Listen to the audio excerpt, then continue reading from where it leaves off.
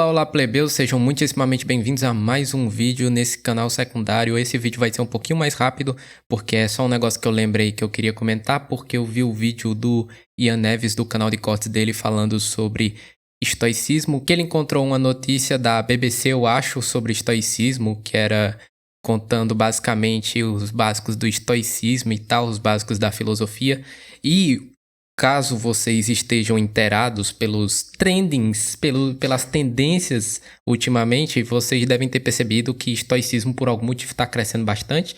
Isso não é nenhuma surpresa para mim, porque eu sei inglês. E tudo que você vê de tendência aqui no Brasil, quase certeza já aconteceu na gringa anos antes.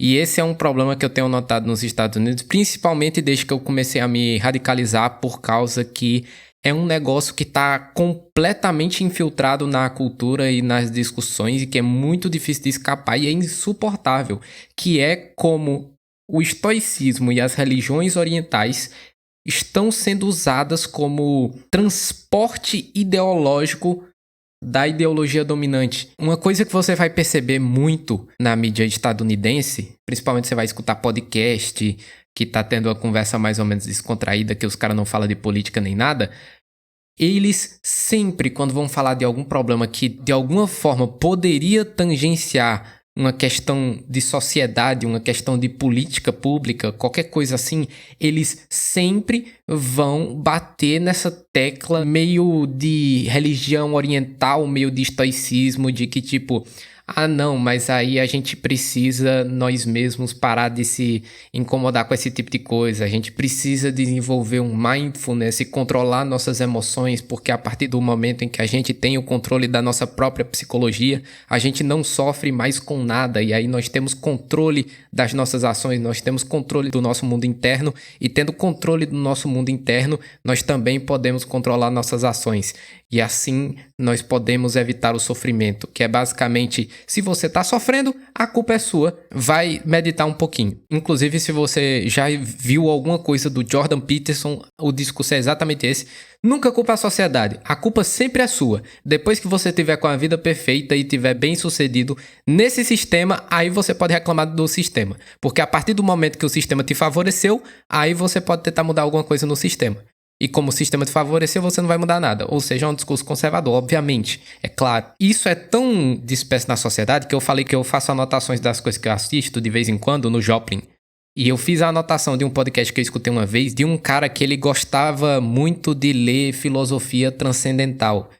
E tem uma vibe muito parecida, o que ele fala de filosofia transcendental com essas coisas. Então eu vou pegar uma citação das anotações que eu fiz desse podcast.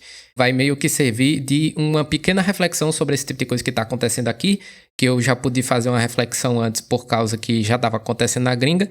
Serve meio que de aviso, serve meio que de uma reflexão sobre isso. 2 parágrafos que eu escrevi sobre religiões orientais, mindfulness e essas coisas, como uso ideológico. Embora a espiritualidade seja inevitavelmente uma falsa solução para qualquer problema, me incomoda especialmente os tons individualistas que, presentes em todas as sociedades capitalistas, são particularmente explícitos na anglosfera. Parece que o cidadão comum aceitou tanto a ideia de que é incapaz de mudar a sociedade para além do seu grupo de amigos, que ele pretende tentar se convencer de que aquilo que lhe faz sofrer não o magoa de verdade.